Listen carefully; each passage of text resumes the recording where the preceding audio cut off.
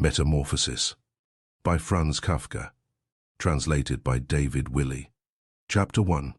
One morning, when Gregor Samsa woke from troubled dreams, he found himself transformed in his bed into a horrible vermin. He lay on his armor-like back, and if he lifted his head a little, he could see his brown belly, slightly domed and divided by arches into stiff sections. The bedding was hardly able to cover it, and seemed ready to slide off any moment. His many legs, pitifully thin compared with the size of the rest of him, waved about helplessly as he looked. "What's happened to me?" he thought. It wasn't a dream. His room, a proper human room although a little too small, lay peacefully between its four familiar walls. A collection of textile samples lay spread out on the table. Samsa was a traveling salesman, and above it there hung a picture that he had recently cut out of an illustrated magazine and housed in a nice, gilded frame. It showed a lady fitted out with a fur hat and fur boa who sat upright, raising a heavy fur muff that covered the whole of her lower arm towards the viewer. Gregor then turned to look out the window at the dull weather. Drops of rain could be heard hitting the pane, which made him feel quite sad. How about if I sleep a little bit longer and forget all this nonsense, he thought. But that was something he was unable to do because he was used to sleeping on his right, and in his present state couldn't get into that position. However hard he threw himself onto his right, he always rolled back to where he was. He must have tried it 100 times, shut his eyes so that he wouldn't have to look at the floundering legs, and only stopped when he began to feel a mild, dull pain there that he had never felt before. "Oh, God," he thought, "what a strenuous career it is that I've chosen. Traveling day in and day out. Doing business like this takes much more effort than doing your own business at home, and on top of that there's the curse of traveling. Worries about making train connections, bad and irregular food, contact with different people all the time, so that you can never get to know anyone or become friendly with them. It can all go to hell." He felt a slight itch up on his belly, pushed himself slowly up on his back towards the headboard so that he could lift his head better, found where the itch was, and saw that it was covered with lots of little white spots which he didn't know what to make of. And when he tried to feel the place with one of his legs, he drew it quickly back, because as soon as he touched it, he was overcome by a cold shudder. He slid back into his former position. Getting up early all the time, he thought, it makes you stupid. You've got to get enough sleep. Other traveling salesmen live a life of luxury. For instance, whenever I go back to the guest house during the morning to copy out the contract, these gentlemen are always still sitting there eating their breakfasts. I ought to just try that with my boss. I'd get kicked out on the spot. But who knows, maybe that would be the best thing for me. If I didn't have my parents to think about, I'd have given in my notice a long time ago. I'd have gone up to the boss and told him just what I think, tell him everything I would, let him know just what I feel. He'd fall right off his desk. And it's a funny sort of business to be sitting up there at your desk, talking down at your subordinates from up there, especially when you have to go right up close because the boss is hard of hearing. Well, there's still some hope. Once I've got the money together to pay off my parents' debt to him, another 5 or 6 years, I suppose, that's definitely what I'll do. That's when I'll make the big change. First of all, though, I've got to get up. My train leaves at 5. And he looked over at the alarm clock, ticking on the chest of drawers. God in heaven, he thought. It was 6:30 and the hands were quietly moving forwards. It was even later than 7:30, more like 7:15. Had the alarm clock not rung? He could see from the bed that it had been set for 4 o'clock as it should have been. It certainly must have rung. Yes, but was it possible to quietly sleep through that furniture rattling noise? True, he had not slept peacefully, but probably all the more deeply because of that. What should he do now? The next train went at 7. If he were to catch that, he would have to rush like mad, and the collection of samples was still not packed, and he did not at all feel particularly fresh and lively. And even if he did catch the train, he would not avoid his boss's anger, as the office assistant would have been there to see the 5 o'clock train go. He would have put in his report about Gregor's not being there a long time ago. The office assistant was the boss's man, spineless, and with no understanding. What about if he reported sick? But that would be extremely strained and suspicious, as in 5 years of service Gregor had never once yet been ill. His boss would certainly come round with the doctor from the medical insurance company, accuse his parents of having a lazy son, and accept the doctor's recommendation not to make any claim, as the doctor believed that no one was ever ill, but that many were workshy. And what's more, would he have been entirely wrong in this case? Gregor did, in fact, apart from excessive sleepiness after sleeping for so long, feel completely well, and even felt much hungrier than usual. He was still hurriedly thinking all this through, unable to decide to get out of the bed, when the clock struck 7:15. There was a cautious knock at the door near his head. "Gregor," somebody called. It was his mother. "It's 7:15. Didn't you want to go somewhere?" That gentle voice. Gregor was shocked when he heard his own voice answering. It could hardly be recognized as the voice he had had before. As if from deep inside him, there was a painful and uncontrollable squeaking mixed in with it. The words could be made out at first, but then there was a sort of echo which made them unclear, leaving the hearer unsure whether he had heard properly or not. Gregor had wanted to give a full answer and explain everything, but in the circumstances contented himself with saying, "Yes, mother, yes, thank you, I'm getting up now." The change in Gregor's voice probably could not be noticed outside through the wooden door, as his mother was satisfied with this explanation and shuffled away.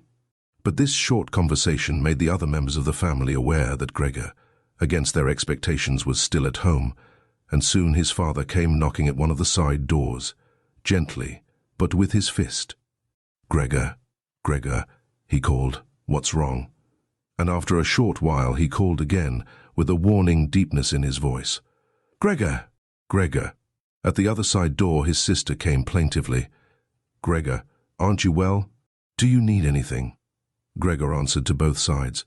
"I'm ready now," making an effort to remove all the strangeness from his voice by enunciating very carefully and putting long pauses between each individual word. His father went back to his breakfast, but his sister whispered, "Gregor, open the door, I beg of you." Gregor, however, had no thought of opening the door, and instead congratulated himself for his cautious habit, acquired from his travelling, of locking all doors at night, even when he was at home. The first thing he wanted to do was to get up in peace without being disturbed, to get dressed, and most of all to have his breakfast. Only then would he consider what to do next, as he was well aware that he would not bring his thoughts to any sensible conclusions by lying in bed. He remembered that he had often felt a slight pain in bed, perhaps caused by lying awkwardly, but that had always turned out to be pure imagination, and he wondered how his imaginings would slowly resolve themselves today.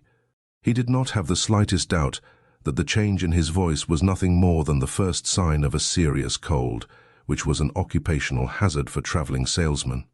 It was a simple matter to throw off the covers. He only had to blow himself up a little, and they fell off by themselves. But it became difficult after that, especially as he was so exceptionally broad. He would have used his arms and his hands to push himself up, but instead of them he only had all those little legs continuously moving in different directions, and which he was moreover unable to control. If he wanted to bend one of them, then that was the first one that would stretch itself out, and if he finally managed to do what he wanted with that leg, all the others seemed to be set free and would move about painfully. "This is something that can't be done in bed," Gregor said to himself, "so don't keep trying to do it." The first thing he wanted to do was get the lower part of his body out of the bed, but he had never seen this lower part, and could not imagine what it looked like. It turned out to be too hard to move. It went so slowly, and finally, almost in a frenzy, when he carelessly shoved himself forwards with all the force he could gather. He chose the wrong direction, hit hard against the lower bedpost, and learned from the burning pain he felt that the lower part of his body might well, at present, be the most sensitive. So then he tried to get the top part of his body out of the bed first, carefully turning his head to the side. This he managed quite easily, and despite its breadth and its weight, the bulk of his body eventually followed slowly in the direction of the head. But when he had at last got his head out of the bed and into the fresh air, it occurred to him that if he let himself fall, it would be a miracle if his head were not injured. So he became afraid to carry on pushing himself forward the same way. And he could not knock himself out now at any price. Better to stay in bed than lose consciousness. It took just as much effort to get back to where he had been earlier, but when he lay there sighing, and was once more watching his legs as they struggled against each other, even harder than before. If that was possible, he could think of no way of bringing peace and order to this chaos. He told himself once more that it was not possible for him to stay in bed, and that the most sensible thing to do would be to get free of it in whatever way he could at whatever sacrifice. At the same time, though, he did not forget to remind himself that calm consideration was much better than rushing to desperate conclusions. At times like this, he would direct his eyes to the window and look out as clearly as he could, but unfortunately, even the other side of the narrow street was enveloped in morning fog, and the view had little confidence or cheer to offer him. 7 o'clock already, he said to himself when the clock struck again. 7 o'clock, and there's still a fog like this. And he lay there quietly a while longer, breathing lightly as if he perhaps expected the total stillness to bring things back to their real and natural state. But then he said to himself, before it strikes 7:15, I'll definitely have to have got properly out of bed, and by then somebody will have come round from work to ask what's happened to me as well, as they open up at work before 7 o'clock. And so he set himself to the task of swinging the entire length of his body out of the bed all at the same time. If he succeeded in falling out of bed in this way and kept his head raised as he did, so he could probably avoid injuring it. His back seemed to be quite hard, and probably nothing would happen to it falling onto the carpet. His main concern was for the loud noise he was bound to make, and which even through all the doors would probably raise concern if not alarm. But it was something that had to be risked. When Gregor was already sticking halfway out of the bed, the new method was more of a game than an effort. All he had to do was rock back and forth. It occurred to him how simple everything would be if somebody came to help him. 2 strong people. He had his father and the maid in mind. Would have been more than enough. They would only have to push their arms under the dome of his back, peel him away from the bed, bend down with the load, and then be patient and careful as he swung over onto the floor, where, hopefully, the little legs would find a use. Should he really call for help, though, even apart from the fact that all the doors were locked? Despite all the difficulty he was in, he could not suppress a smile at this thought. After a while, he had already moved so far across that it would have been hard for him to keep his balance if he rocked too hard. The time was now 7:10, and he would have to make a final decision very soon. Then there was a ring at the door of the flat. That'll be someone from work, he said to himself, and froze very still, although his little legs only became all the more lively as they danced around. For a moment, everything remained quiet. They're not opening the door, Gregor said to himself, caught in some nonsensical hope. But then, of course, the maid's firm steps went to the door as ever and opened it. Gregor only needed to hear the visitor's first words of greeting, and he knew who it was. The chief clerk himself. Why did Gregor have to be the only one condemned to work for a company where they immediately became highly suspicious at the slightest shortcoming? Were all employees, every one of them, louts? Was there not one of them who was faithful and devoted, who would go so mad with pangs of conscience that he couldn't get out of bed if he didn't spend at least a couple of hours in the morning on company business? Was it really not enough to let one of the trainees make inquiries? Assuming inquiries were even necessary, did the chief clerk have to come himself, and did they have to show the whole innocent family that this was so suspicious that only the chief clerk could be trusted to have the wisdom to investigate it? And more because these thoughts had made him upset than through any proper decision, he swung himself with all his force out of the bed. There was a loud thump, but it wasn't really a loud noise. His fall was softened a little by the carpet, and Gregor's back was also more elastic than he had thought, which made the sound muffled and not too noticeable. He had not held his head carefully enough, though, and hit it as he fell. Annoyed and in pain, he turned it and rubbed it against the carpet. "Something's fallen down in there," said the chief clerk in the room on the left. Gregor tried to imagine whether something of the sort that had happened to him today could ever happen to the chief clerk too. You had to concede that it was possible. But as if in gruff reply to this question, the chief clerk's firm footsteps in his highly polished boots could now be heard in the adjoining room. From the room on his right, Gregor's sister whispered to him to let him know. "Gregor, the chief clerk is here." "Yes, I know," said Gregor to himself, but without daring to raise his voice loud enough for his sister to hear him. "Gregor," said his father now from the room to his left, The chief clerk has come round and wants to know why you didn't leave on the early train. We don't know what to say to him. And anyway, he wants to speak to you personally. So please open up this door. I'm sure he'll be good enough to forgive the untidiness of your room." Then the chief clerk called, "Good morning, Mr. Samsa." "He isn't well," said his mother to the chief clerk, while his father continued to speak through the door. "He isn't well. Please believe me. Why else would Gregor have missed a train? The lad only ever thinks about the business. It nearly makes me cross the way he never goes out in the evenings. He's been in town for a week now, but stayed home every evening. He sits with us in the kitchen and just reads the paper or studies train timetables. His idea of relaxation is working with his fretsaw. He's made a little frame, for instance. It only took him 2 or 3 evenings. You'll be amazed how nice it is. It's hanging up in his room. You'll see it as soon as Gregor opens the door. Anyway, I'm glad you're here. We wouldn't have been able to get Gregor to open the door by ourselves. He's so stubborn, and I'm sure he isn't well. He said this morning that he is, but he isn't. I'll be there in a moment," said Gregor slowly and thoughtfully, but without moving so that he would not miss any word of the conversation. "Well, I can't think of any other way of explaining it, Mrs. Samsa," said the chief clerk. "I hope it's nothing serious, but on the other hand, I must say that if we people in commerce ever become slightly unwell, then, fortunately or unfortunately as you like, we simply have to overcome it because of business considerations." "Can the chief clerk come in to see you now then?" asked his father impatiently, knocking at the door again. "No," said Gregor. In the room on his right there followed a painful silence. In the room on his left his sister began to cry. So why did his sister not go and join the others? She had probably only just got up and had not even begun to get dressed. And why was she crying? Was it because he had not got up and had not let the chief clerk in? Because he was in danger of losing his job, and if that happened, his boss would once more pursue their parents with the same demands as before? There was no need to worry about things like that yet. Gregor was still there and had not the slightest intention of abandoning his family. For the time being, he just lay there on the carpet, and no one who knew the condition he was in would seriously have expected him to let the chief clerk in. It was only a minor discourtesy, and a suitable excuse could easily be found for it later on. It was not something for which Gregor could be sacked on the spot. And it seemed to Gregor much more sensible to leave him now in peace, instead of disturbing him with talking at him and crying. But the others didn't know what was happening. They were worried.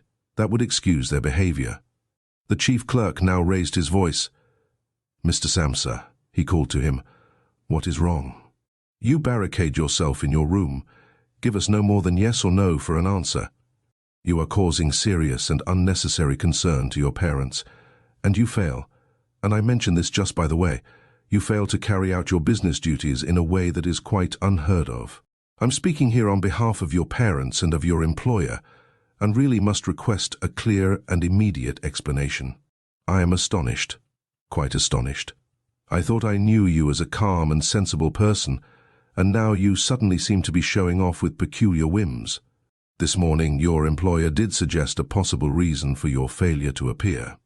It's true, it had to do with the money that was recently entrusted to you, but I came near to giving him my word of honor that that could not be the right explanation.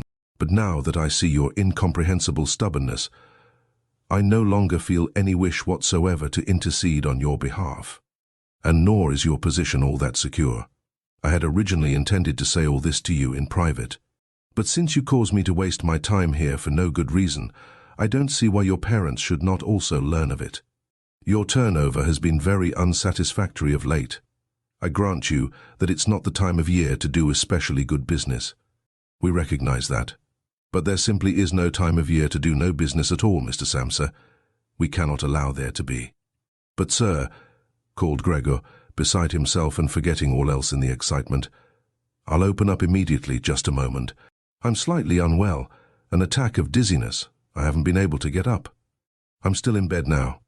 I'm quite fresh again now, though. I'm just getting out of bed. Just a moment.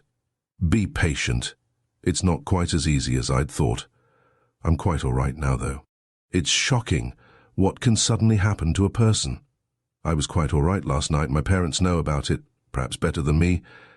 I had a small symptom of it last night already. They must have noticed it. I don't know why I didn't let you know at work, but you always think you can get over an illness without staying at home. Please don't make my parents suffer. There's no basis for any of the accusations you're making.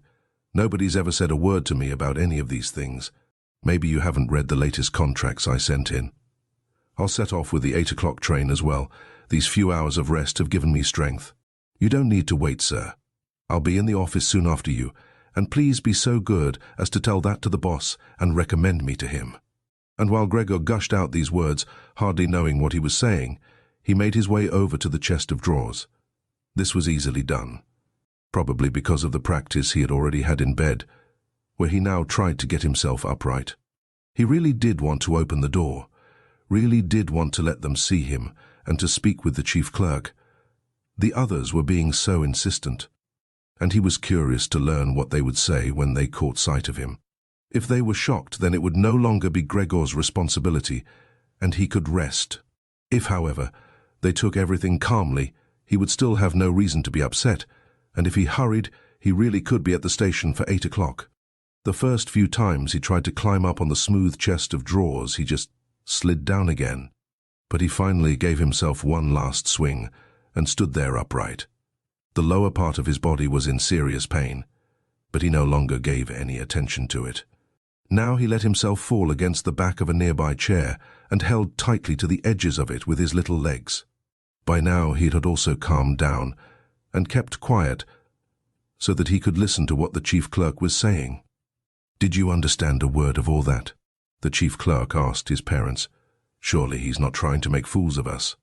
"Oh, God," called his mother, who was already in tears. "He could be seriously ill, and we're making him suffer." "Great, great," she then cried. "Mother?" his sister called from the other side. They communicated across Gregor's room. "You'll have to go for the doctor straight away. Gregor is ill. Quick, get the doctor." "Did you hear the way Gregor spoke just now?" "That was the voice of an animal," said the chief clerk with a calmness that was in contrast with his mother's screams. "Anna, Anna," his father called into the kitchen through the entrance hall, clapping his hands. "Get a locksmith here now." And the two girls, their skirts swishing, immediately ran out through the hall, wrenching open the front door of the flat as they went. How had his sister managed to get dressed so quickly? There was no sound of the door banging shut again. They must have left it open. People often do in homes where something awful has happened. Gregor, in contrast, had become much calmer, so they couldn't understand his words anymore, although they seemed clear enough to him, clearer than before. Perhaps his ears had become used to the sound. They had realized, though, that there was something wrong with him, and were ready to help. The first response to his situation had been confident and wise, and that made him feel better. He felt that he had been drawn back in among people, and from the doctor and the locksmith, he expected great and surprising achievements, although he did not really distinguish one from the other. Whatever was said next would be crucial, so, in order to make his voice as clear as possible, he coughed a little. But taking care to do this not too loudly, as even this might well sound different from the way that a human coughs, and he was no longer sure he could judge this for himself. Meanwhile, it had become very quiet in the next room. Perhaps his parents were sat at the table whispering with the chief clerk, or perhaps they were all pressed against the door and listening. Gregor slowly pushed his way over to the door with the chair. Once there, he let go of it and threw himself onto the door, holding himself upright against it, using the adhesive on the tips of his legs. He rested there a little while to recover from the effort involved, and then set himself to the task of turning the key in the lock with his mouth. He seemed, unfortunately, to have no proper teeth. How was he, then, to grasp the key? But the lack of teeth was, of course, made up for with a very strong jaw. Using the jaw, he really was able to start the key turning. Ignoring the fact that he must have been causing some kind of damage, as a brown fluid came from his mouth, flowed over the key and dripped onto the floor. "Listen," said the chief clerk in the next room. "He's turning the key." Gregor was greatly encouraged by this, but they all should have been calling to him, his father and his mother too. "Well done, Gregor," they should have cried. "Keep at it. Keep hold of the lock." And with the idea that they were all excitedly following his efforts, he bit on the key with all his strength. paying no attention to the pain he was causing himself. As the key turned round, he turned around the lock with it, only holding himself upright with his mouth, and hung onto the key or pushed it down again with the whole weight of his body as needed. The clear sound of the lock as it snapped back was Gregor's sign that he could break his concentration, and as he regained his breath, he said to himself, "So, I didn't need the locksmith after all." Then he lay his head on the handle of the door to open it completely. Because he had to open the door in this way, it was already wide open before he could be seen. He had first to slowly turn himself around one of the double doors, and he had to do it very carefully if he did not want to fall flat on his back before entering the room. He was still occupied with this difficult movement, unable to pay attention to anything else, when he heard the chief clerk exclaim aloud, "Oh," which sounded like the soughing of the wind. Now he also saw him. He was the nearest to the door, his hand pressed against his open mouth and slowly retreating as if driven by a steady and invisible force. Gregor's mother, her hair still dishevelled from bed, despite the chief clerk's being there, looked at his father. Then she unfolded her arms, took 2 steps forward towards Gregor, and sank down onto the floor into her skirts that spread themselves out around her, as her head disappeared down onto her breast. His father looked hostile, and clenched his fists as if wanting to knock Gregor back into his room. Then he looked uncertainly round the living room, covered his eyes with his hands and wept so that his powerful chest shook. So Gregor did not go into the room, but leant against the inside of the other door which was still held bolted in place. In this way only half of his body could be seen, along with his head above it which he leant over to one side as he peered out at the others. Meanwhile the day had become much lighter. Part of the endless grey-black building on the other side of the street, which was a hospital, could be seen quite clearly with the austere and regular line of windows piercing its fade. The rain was still falling, now throwing down large, individual droplets which hit the ground one at a time. The washing up from breakfast lay on the table. There was so much of it because, for Gregor's father, breakfast was the most important meal of the day, and he would stretch it out for several hours as he sat reading a number of different newspapers. On the wall exactly opposite there was a photograph of Gregor when he was a lieutenant in the army, his sword in his hand and a carefree smile on his face as he called forth respect for his uniform and bearing. The door to the entrance hall was open, and as the front door of the flat was also open, he could see onto the landing and the stairs where they began their way down below. "Now then," said Gregor, well aware that he was the only one to have kept calm, "I'll get dressed straight away now, pack up my samples and set off." "Would you please just let me leave? You can see," he said to the chief clerk, "that I'm not stubborn, and I like to do my job. Being a commercial traveller is arduous, but without travelling I couldn't earn my living. So where are you going? Into the office?" "Yes. Will you report everything accurately then? It's quite possible for someone to be temporarily unable to work, but that's just the right time to remember what's been achieved in the past and consider that later on, once the difficulty has been removed. He will certainly work with all the more diligence and concentration. You're well aware that I'm seriously in debt to our employer, as well as having to look after my parents and my sister, so that I'm trapped in a difficult situation, but I will work my way out of it again. Please don't make things any harder for me than they are already, and don't take sides against me at the office. I know that nobody likes the travellers. They think we earn an enormous wage as well as having a soft time of it. That's just prejudice, but they have no particular reason to think better of it. But you, sir, you have a better overview than the rest of the staff. In fact, if I can say this in confidence, a better overview than the boss himself. It's very easy for a businessman like him to make mistakes about his employees and judge them more harshly than he should. And you're also well aware that we travellers spend almost the whole year away from the office, so that we can very easily fall victim to gossip and chance and groundless complaints.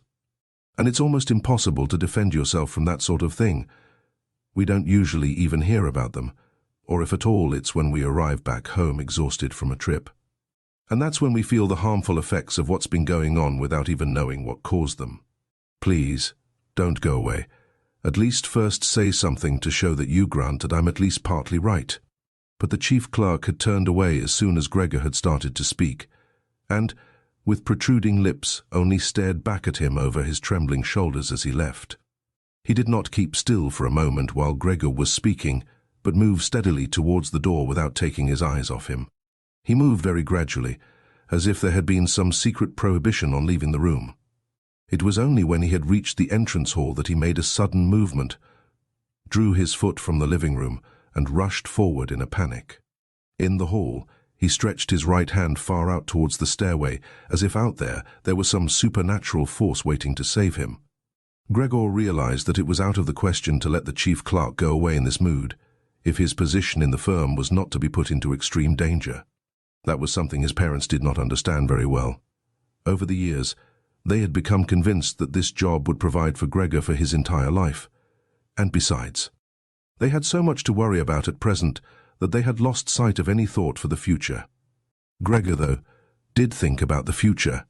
The chief clerk had to be held back, calmed down, convinced, and finally won over. The future of Gregor and his family depended on it. If only his sister were here! She was clever. She was already in tears while Gregor was still lying peacefully on his back. And the chief clerk was a lover of women. Surely she could persuade him. She would close the front door in the entrance hall and talk him out of his shocked state. But his sister was not there. Gregor would have to do the job himself. And without.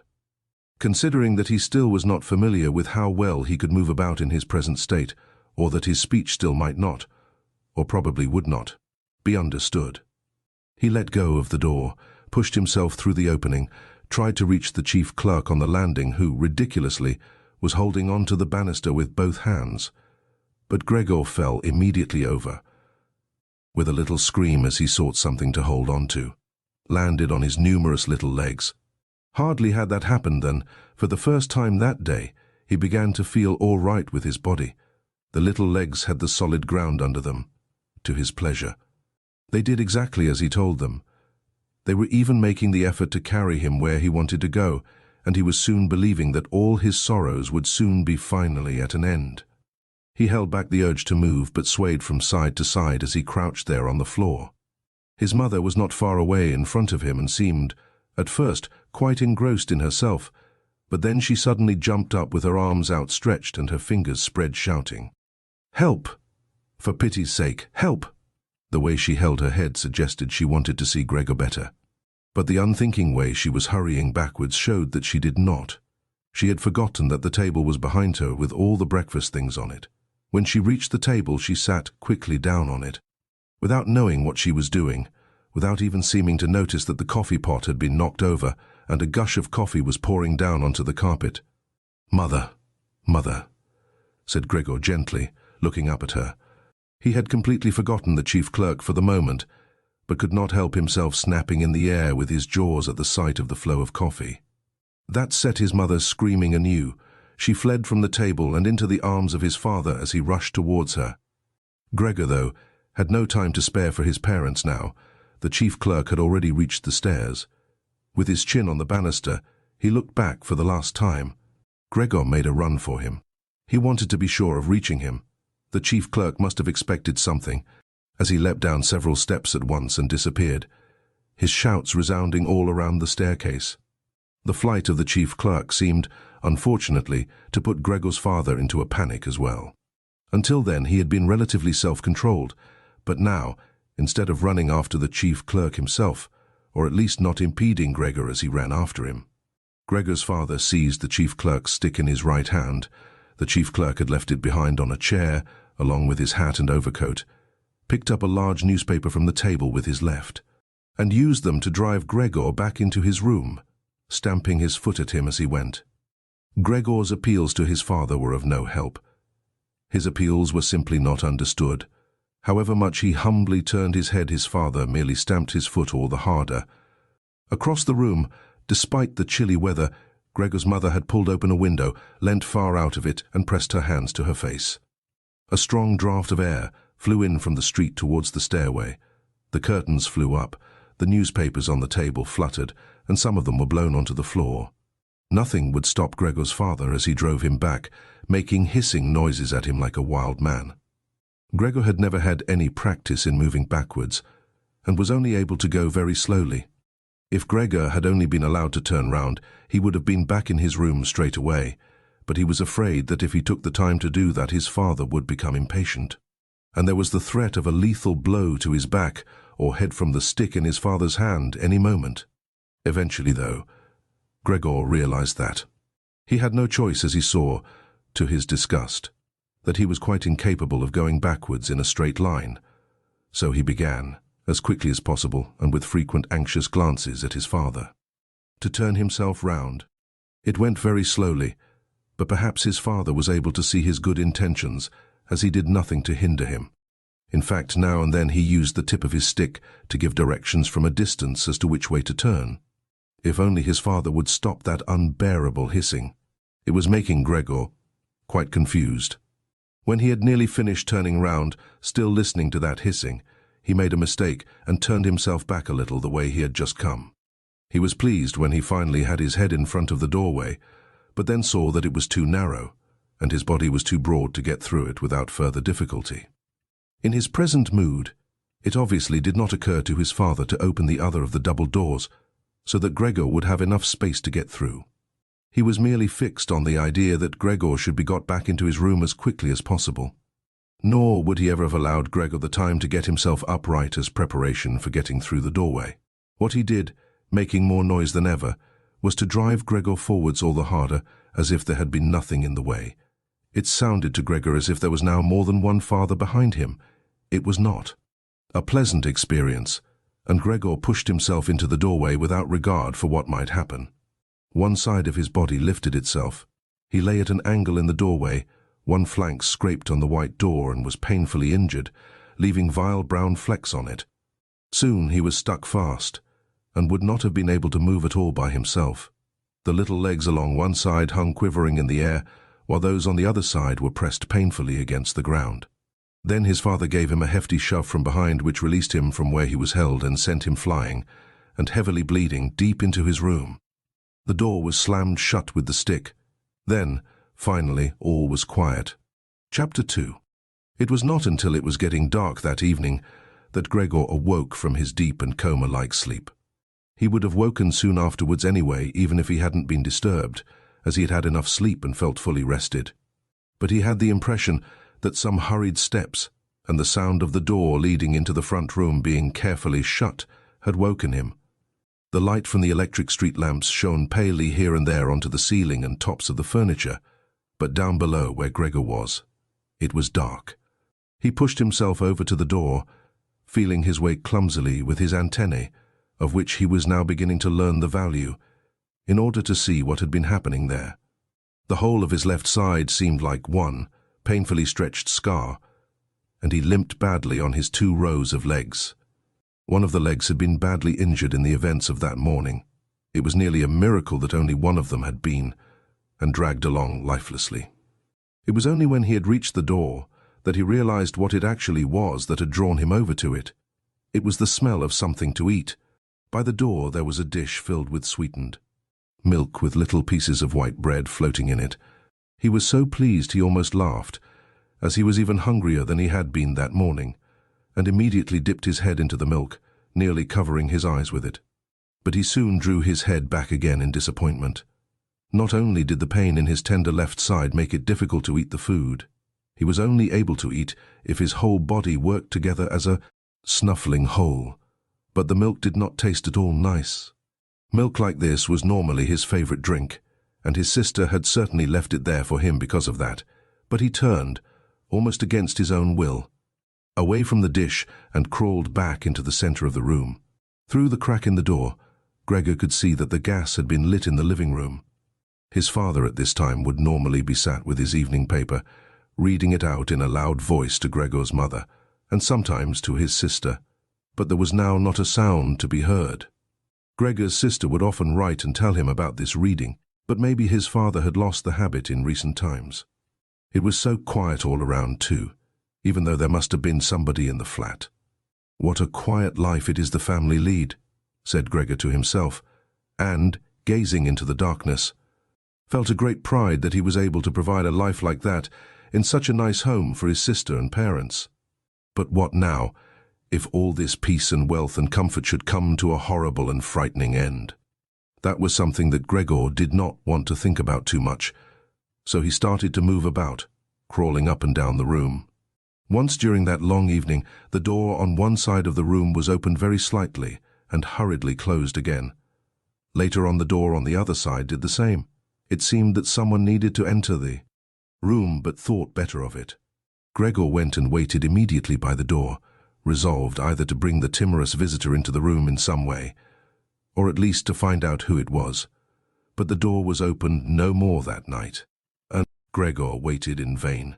The previous morning, while the doors were locked, everyone had wanted to get in there to him. But now that he had opened up one of the doors and the other had clearly been unlocked some time during the day, no one came, and the keys were in the other sides. It was not until late at night that the gaslight in the living room was put out, and now it was easy to see that his parents and sister had stayed awake all that time, as they all could be distinctly heard as they went away together on tiptoe. It was clear that no one would come into Gregor's room any more until morning. That gave him plenty of time to think undisturbed about how he would have to rearrange his life. For some reason, the tall, empty room where he was forced to remain made him feel uneasy as he lay there flat on the floor, even though he had been living in it for 5 years. Hardly aware of what he was doing other than a slight feeling of shame, he hurried under the couch. It pressed down on his back a little, and he was no longer able to lift his head. But he nonetheless felt immediately at ease, and his only regret was that his body was too broad to get it all underneath. He spent the whole night there. Some of the time he passed in a light sleep, although he frequently woke from it in alarm because of his hunger, and some of the time was spent in worries and vague hopes which, however, always led to the same conclusion. For the time being, he must remain calm, he must show patience and the greatest consideration, so that his family could bear the unpleasantness that he, in his present condition, was forced to impose on them. Gregor soon had the opportunity to test the strength of his decisions, as early the next morning, almost before the night had ended, his sister, nearly fully dressed, opened the door from the front room and looked anxiously in. She did not see him straight away, but when she did notice him under the couch, he had to be somewhere, for God's sake. He couldn't have flown away. She was so shocked that she lost control of herself and slammed the door shut again from outside. But she seemed to regret her behavior as she opened the door again straight away and came in on tiptoe, as if entering the room of someone seriously ill, or even of a stranger. Gregor had pushed his head forward, right to the edge of the couch, and watched her. Would she notice that he had left the milk as it was, realize that it was not from any lack of hunger, and bring him in some other food that was more suitable? If she didn't do it herself, he would rather go hungry than draw her attention to it, although he did feel a terrible urge to rush forward from under the couch, throw himself at his sister's feet, and beg her for something good to eat. However, his sister noticed the full dish immediately, and looked at it, and the few drops of milk splashed around it with some surprise. She immediately picked it up, using a rag, not her bare hands, and carried it out. Gregor was extremely curious as to what she would bring in its place, imagining the wildest possibilities. But he never could have guessed what his sister, in her goodness, actually did bring. In order to test his taste, she brought him a whole selection of things, all spread out on an old newspaper.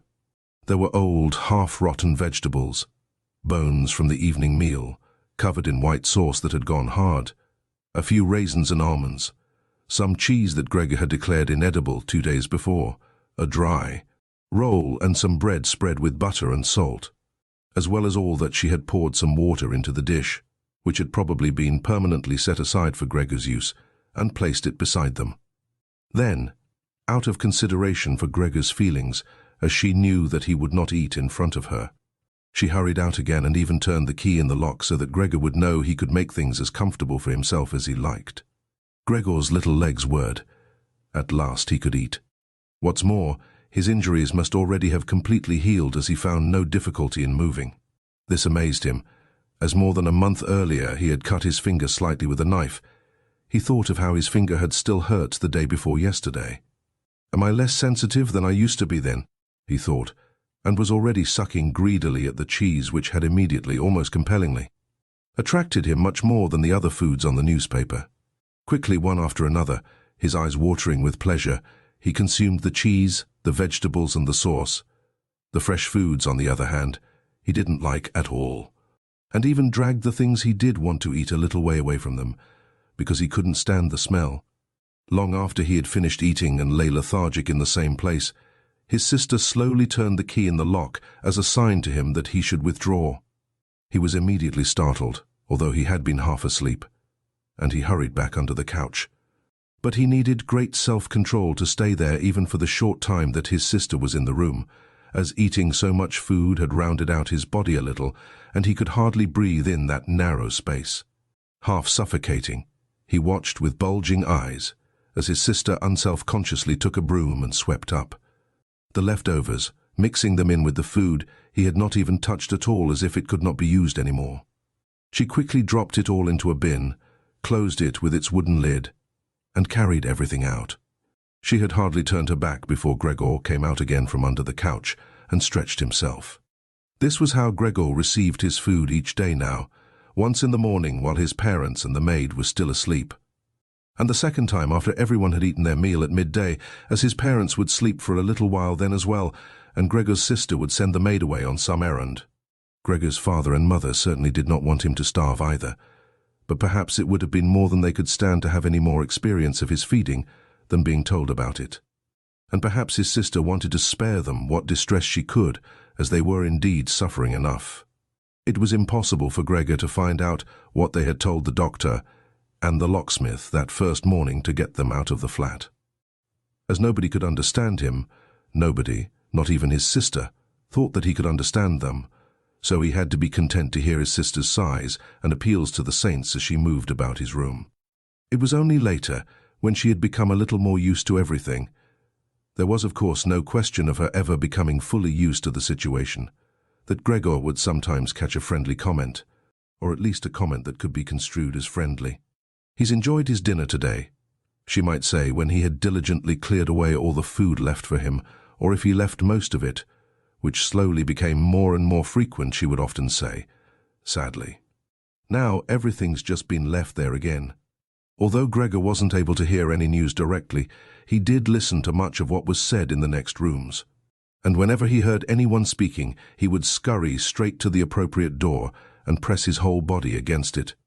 There was seldom any conversation, especially at first, that was not about him in some way, even if only in secret.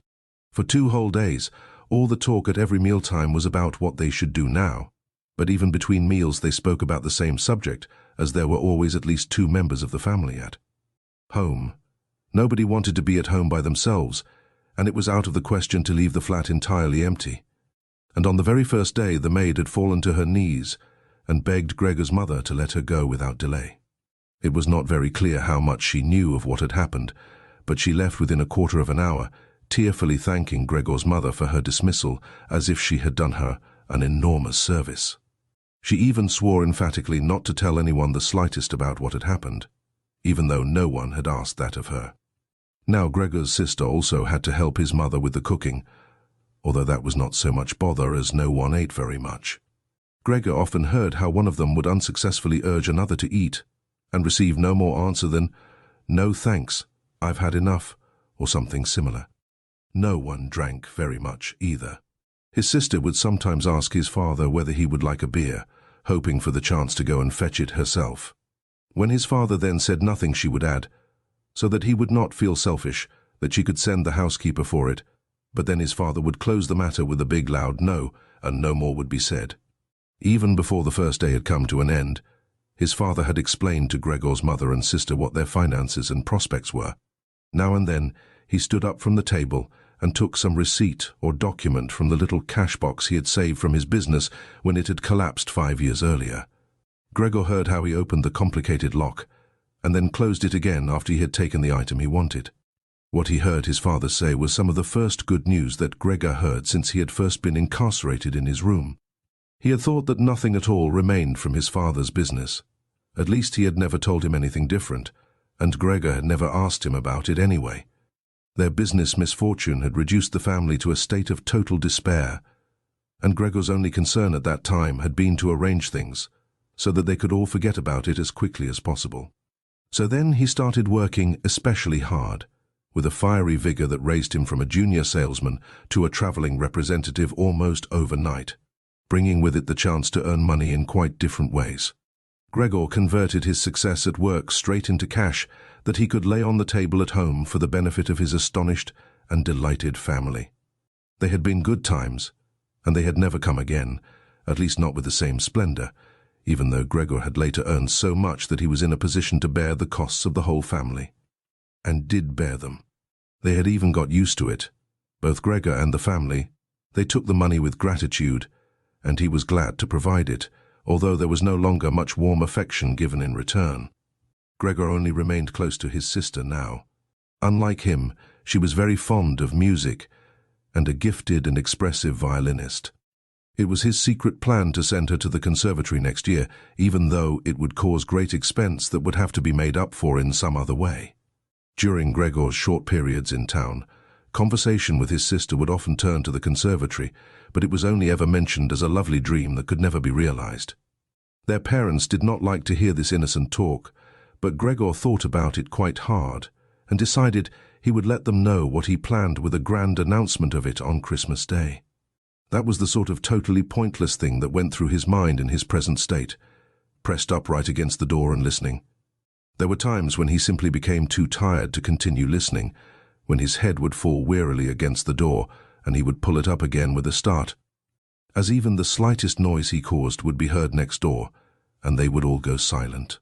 "What's that he's doing now?" his father would say after a while, clearly having gone over to the door, and only then would the interrupted conversation slowly be taken up again. When explaining things, his father repeated himself several times, partly because it was a long time since he had been occupied with these matters himself, and partly because Gregor's mother did not understand everything the first time. From these repeated explanations, Gregor learned, to his pleasure, that despite all their misfortunes, there was still some money available from the old days. It was not a lot, but it had not been touched in the meantime, and some interest had accumulated. Besides that, they had not been using up all the money that Gregor had been bringing home every month, keeping only a little for himself, so that too had been accumulating. Behind the door, Gregor nodded, with enthusiasm in his pleasure at this unexpected thrift and caution. He could actually have used this surplus money to reduce his father's debt to his boss, and the day when he could have freed himself from that job would have come much closer. But now it was certainly better the way his father had done things. This money, however, was certainly not enough to enable the family to live off the interest. It was enough to maintain them for, perhaps, 1 or 2 years, no more. That's to say, it was money that should not really be touched but set aside for emergencies. Money to live on had to be earned. His father was healthy but old, and lacking in self-confidence. During the 5 years that he had not been working, the first holiday in a life that had been full of strain and no success, he had put on a lot of weight and become very slow and clumsy. Would Gregor's elderly mother now have to go and earn money? She suffered from asthma, and it was a strain for her just to move about the home. Every other day would be spent struggling for breath on the sofa by the open window. Would his sister have to go and earn money? She was still a child of 17. Her life up till then had been very enviable, consisting of wearing nice clothes, sleeping late, helping out in the business, joining in with a few modest pleasures, and most of all playing the violin. Whenever they began to talk of the need to earn money, Gregor would always first let go of the door and then throw himself onto the cool leather sofa next to it, as he became quite hot with shame and regret. He would often lie there the whole night through, not sleeping a wink but scratching at the leather for hours on end. Or he might go to all the effort of pushing a chair to the window, climbing up onto the sill and, propped up in the chair, leaning on the window to stare out of it. He had used to feel a great sense of freedom from doing this, but doing it now was obviously something more remembered than experienced, as what he actually saw in this way was becoming less distinct every day. Even things that were quite near. He had used to curse the ever-present view of the hospital across the street, but now he could not see it at all, and if he had not known that he lived in Charlottenstrasse, which was a quiet street despite being in the middle of the city, he could have thought that he was looking out the window at a barren waste where the grey sky and the grey earth mingled inseparably. His observant sister only needed to notice the chair twice before she would always push it back to its exact position by the window, after she had tidied up the room, and even left the inner pane of the window open from then on. If Gregor had only been able to speak to his sister and thank her for all that she had to do for him, it would have been easier for him to bear it. But as it was, it caused him pain. His sister, naturally, tried as far as possible to pretend there was nothing burdensome about it, and the longer it went on, of course, the better she was able to do so. But as time went by, Gregor was also able to see through it all so much better. It had even become very unpleasant for him now, whenever she entered the room. No sooner had she come in than she would quickly close the door as a precaution so that no one would have to suffer the view into Gregor's room. Then she would go straight to the window and pull it hurriedly open, almost as if she were suffocating. Even if it was cold, she would stay at the window breathing deeply for a little while.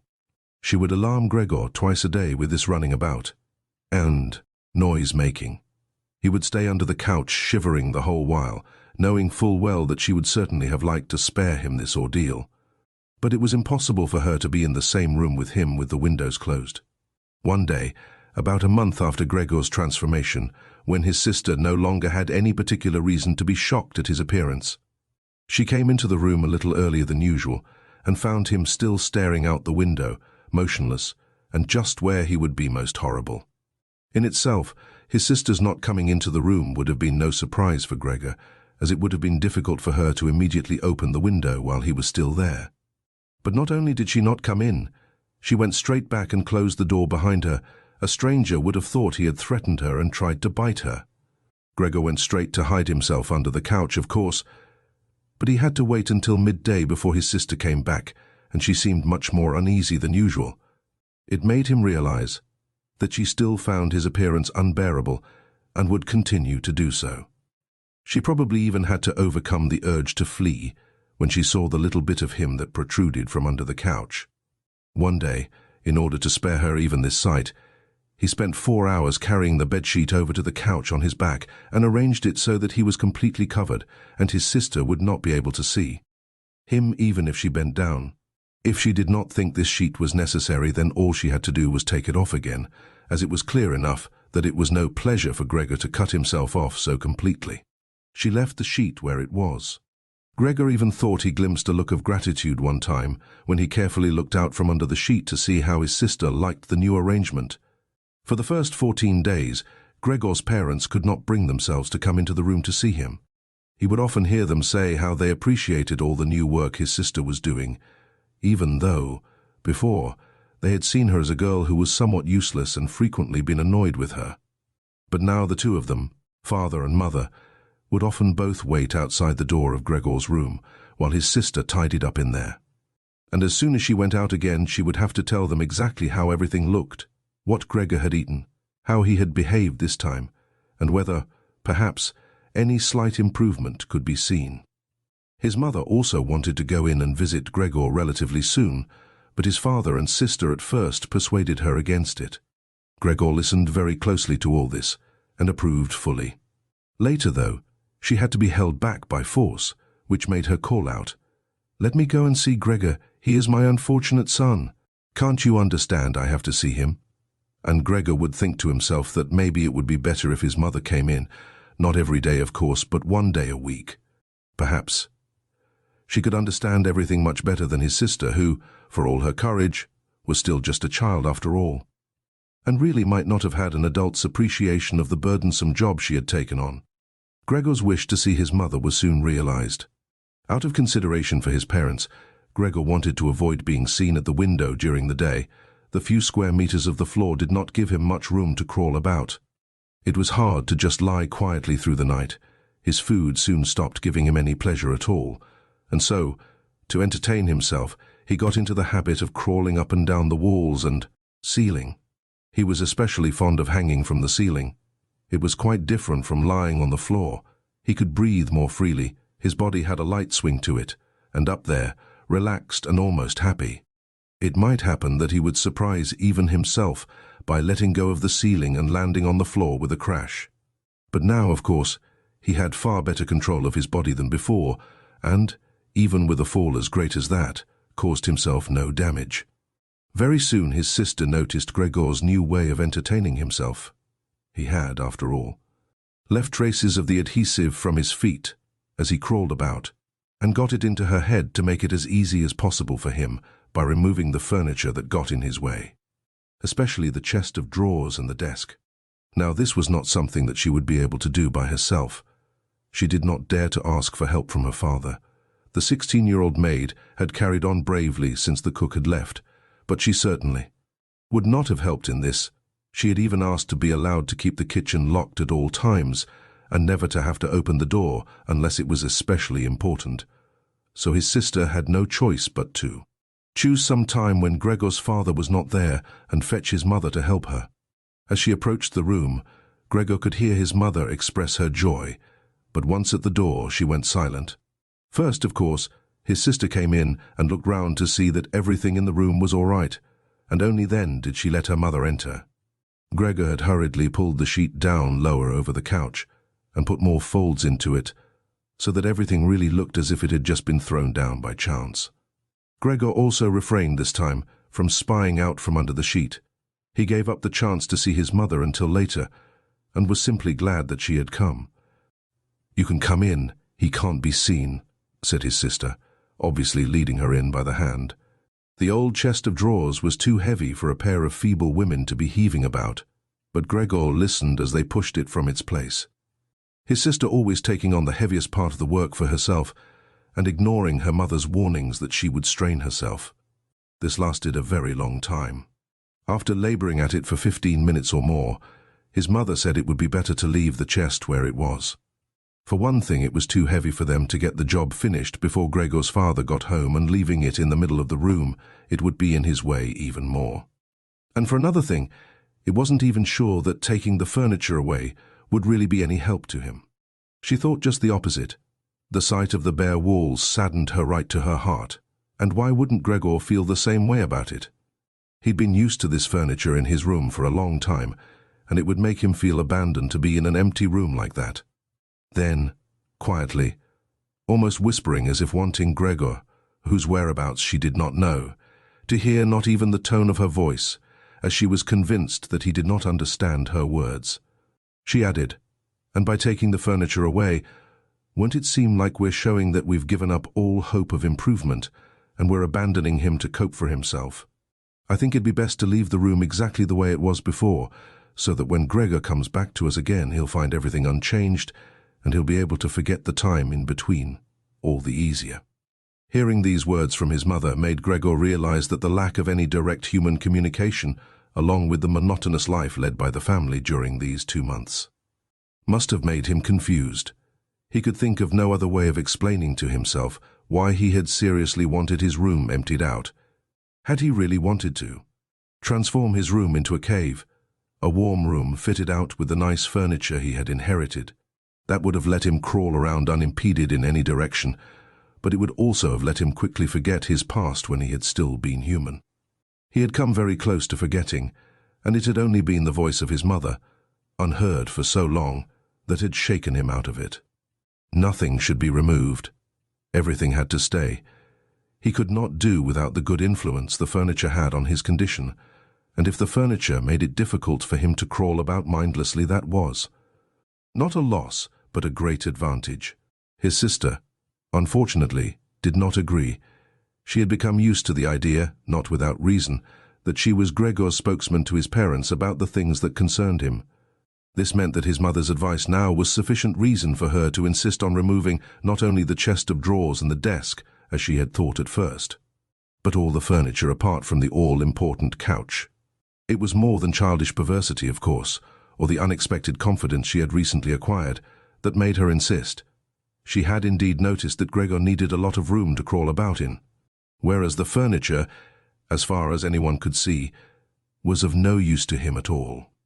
Girls of that age, though, do become enthusiastic about things and feel they must get their way whenever they can. Perhaps this was what tempted Great to make Gregor's situation seem even more shocking than it was, so that she could do even more for him. Great would probably be the only one who would dare enter a room dominated by Gregor crawling about the bare walls by himself. So she refused to let her mother dissuade her. Gregor's mother already looked uneasy in his room. She soon stopped speaking and helped Gregor's sister to get the chest of drawers out with what strength she had. The chest of drawers was something that Gregor could do without if he had to, but the writing desk had to stay. Hardly had the two women pushed the chest of drawers, groaning, out of the room than Gregor poked his head out from under the couch to see what he could do about it.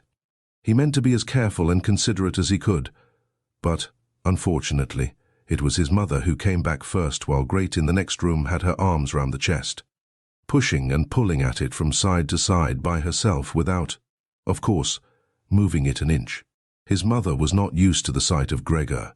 He might have made her ill, so Gregor hurried backwards to the far end of the couch. In his startlement, though, he was not able to prevent the sheet at its front from moving a little. It was enough to attract his mother's attention. She stood very still, remained there a moment, and then went back out to greet. Gregor kept trying to assure himself that nothing unusual was happening. It was just a few pieces of furniture being moved after all. But he soon had to admit that the women going to and fro, their little calls to each other, the scraping of the furniture on the floor, all these things made him feel as if he were being assailed from all sides. With his head and legs pulled in against him and his body pressed to the floor, he was forced to admit to himself that he could not stand all of this much longer. They were emptying his room out, taking away everything that was dear to him. They had already taken out the chest containing his fretsaw and other tools. Now they threatened to remove the writing desk with its place clearly worn into the floor, the desk, where he had done his homework as a business trainee, at high school, even while he had been at infant school. He really could not wait any longer to see whether the two women's intentions were good. He had nearly forgotten they were there anyway, as they were now too tired to say anything while they worked, and he could only hear their feet as they stepped heavily on the floor.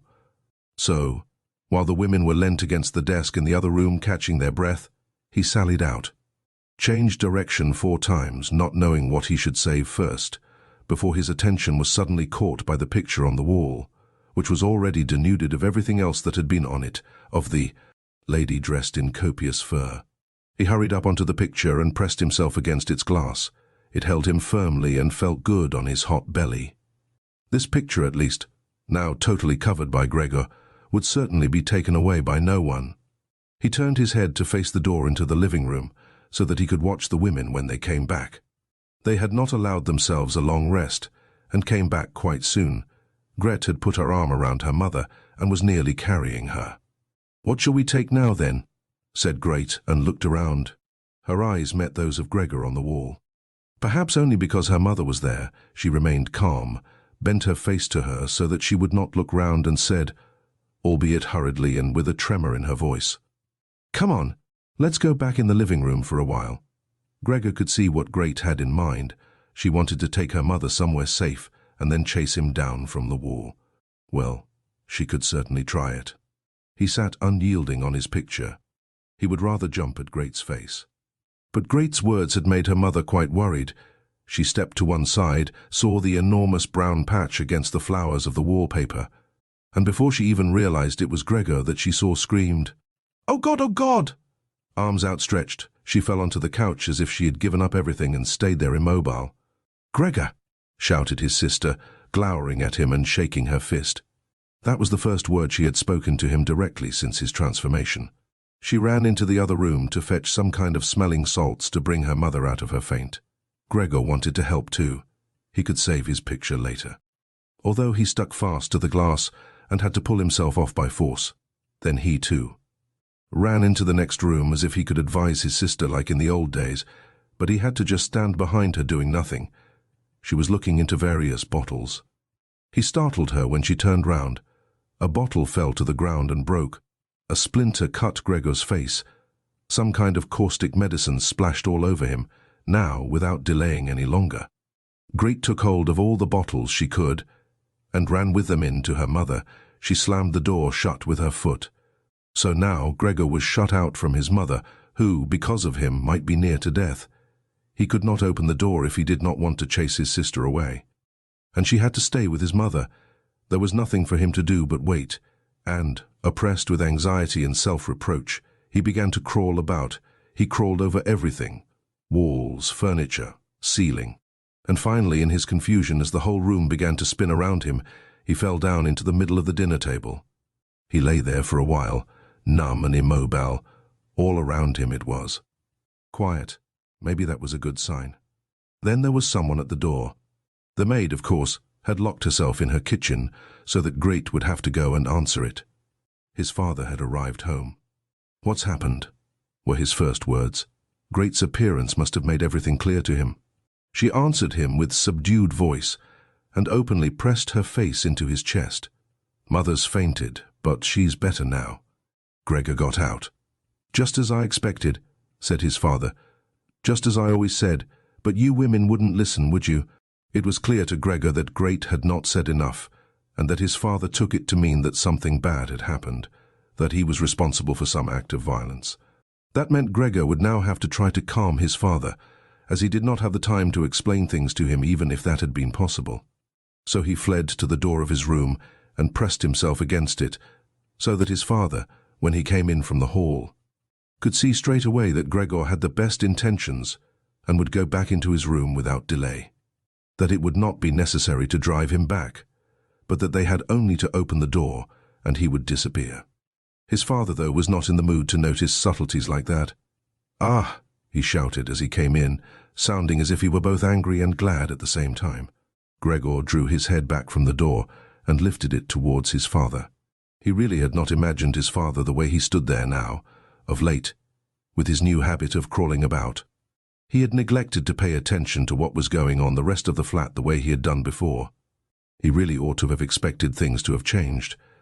But still, was that really his father?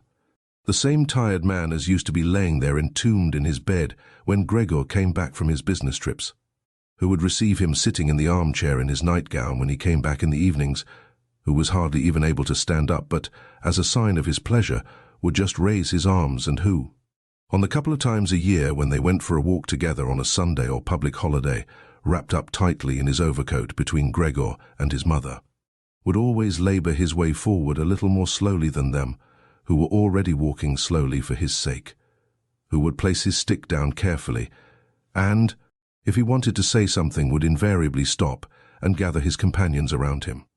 He was standing up straight enough now, dressed in a smart blue uniform with gold buttons, the sort worn by the employees at the banking institute, above the high, stiff collar of the coat. His strong double chin emerged. Under the bushy eyebrows, his piercing dark eyes looked out fresh and alert. His normally unkempt white hair was combed down painfully close to his scalp. He took his cap, with its gold monogram from, probably, some bank, and threw it in an arc right across the room onto the sofa, put his hands in his trouser pockets, pushing back the bottom of his long uniform coat, and, with look of determination, walked towards Gregor. He probably did not even know himself what he had in mind, but nonetheless lifted his feet unusually high. Gregor was amazed at the enormous size of the soles of his boots, but wasted no time with that. He knew full well, right from the first day of his new life, that his father thought it necessary to always be extremely strict with him. And so he ran up to his father, stopped when his father stopped, scurried forwards again when he moved, even slightly. In this way they went round the room several times without anything decisive happening, without even giving the impression of a chase, as everything went so slowly. Gregor remained all this time on the floor, largely because he feared his father might see it as especially provoking if he fled onto the wall or ceiling. Whatever he did, Gregor had to admit that he certainly would not be able to keep up this running about for long, as for each step his father took he had to carry out countless movements. He became noticeably short of breath. Even in his earlier life, his lungs had not been very reliable. Now, as he lurched about in his efforts to muster all the strength he could for running, he could hardly keep his eyes open. His thoughts became too slow for him to think of any other way of saving himself than running. He almost forgot that the walls were there for him to use, although here they were concealed behind carefully carved furniture full of notches and protrusions. Then, right beside him, lightly tossed, something flew down and rolled in front of him. It was an apple. Then another one immediately flew at him. Gregor froze in shock. There was no longer any point in running, as his father had decided to bombard him. He had filled his pockets with fruit from the bowl on the sideboard, and now, without even taking the time for careful aim, threw one apple after another. These little red apples rolled about on the floor, knocking into each other as if they had electric motors. An apple thrown without much force glanced against Gregor's back and slid off without doing any harm. Another one, however, immediately following it, hit squarely and lodged in his back. Gregor wanted to drag himself away, as if he could remove the surprising, the incredible pain by changing his position, but he felt as if nailed to the spot and spread himself out, all his senses in confusion. The last thing he saw was the door of his room being pulled open. His sister was screaming. His mother ran out in front of her in her blouse, as his sister had taken off some of her clothes after she had fainted to make it easier for her to breathe. She ran to his father, her skirts unfastened and sliding one after another to the ground. Stumbling over the skirts, she pushed herself to his father, her arms around him, uniting herself with him totally. Now Gregor lost his ability to see anything, her hands behind his father's head, begging him to spare Gregor's life. Chapter 3. No one dared to remove the apple lodged in Gregor's flesh, so it remained there as a visible reminder of his injury. He had suffered it there for more than a month, and his condition seemed serious enough to remind even his father that Gregor, despite his current sad and revolting form, was a family member who could not be treated as an enemy. On the contrary, as a family there was a duty to swallow any revulsion for him and to be patient, just to be patient. Because of his injuries, Gregor had lost much of his mobility, probably permanently. He had been reduced to the condition of an ancient invalid, and it took him long minutes to crawl across his room. Crawling over the ceiling was out of the question, but this deterioration in his condition was fully, in his opinion, made up for by the door to the living room being left open every evening. He got into the habit of closely watching it for 1 or 2 hours before it was opened, and then lying in the darkness of his room where he could not be seen from the living room. He could watch the family in the light of the dinner table and listen to their conversation, with everyone's permission in a way, and thus quite differently from before. They no longer held the lively conversations of earlier times, of course, the ones that Gregor always thought about with longing when he was tired and getting into the damp bed in some small hotel room. All of them were usually very quiet nowadays. Soon after dinner, his father would go to sleep in his chair. His mother and sister would urge each other to be quiet. His mother, bent deeply under the lamp, would sew fancy underwear for a fashion shop. His sister, who had taken a sales job, learned shorthand and French in the evenings so that she might be able to get a better position later on. Sometimes his father would wake up and say to Gregor's mother, "You're doing so much sewing again today," as if he did not know that he had been dozing, and then he would go back to sleep again, while mother and sister would exchange a TI. With a kind of stubbornness, Gregor's father refused to take his uniform off even at home. While his nightgown hung unused on its peg, Gregor's father would slumber where he was, fully dressed, as if always ready to serve and expecting to hear the voice of his superior even here. The uniform had not been new to start with, but as a result of this, it slowly became even shabbier, despite the efforts of Gregor's mother and sister to look after it. Gregor would often spend the whole evening looking at all the stains on this coat, with its gold buttons always kept polished and shiny, while the old man in it would sleep, highly uncomfortable but peaceful. As soon as it struck 10, Gregor's mother would speak gently to his father to wake him and try to persuade him to go to bed, as he couldn't sleep properly where he was, and he really had to get his sleep if he was to be up at 6 to get to work. But since he had been in work, he had become more obstinate and would always insist on staying longer at the table, even though he regularly fell asleep, and it was then harder than ever to persuade him to exchange the chair for his bed. Then, however much mother and sister would importune him with little reproaches and warnings, he would keep slowly shaking his head for a quarter of an hour, with his eyes closed and refusing to get up. Gregor's mother would tug at his sleeve, whisper endearments into his ear.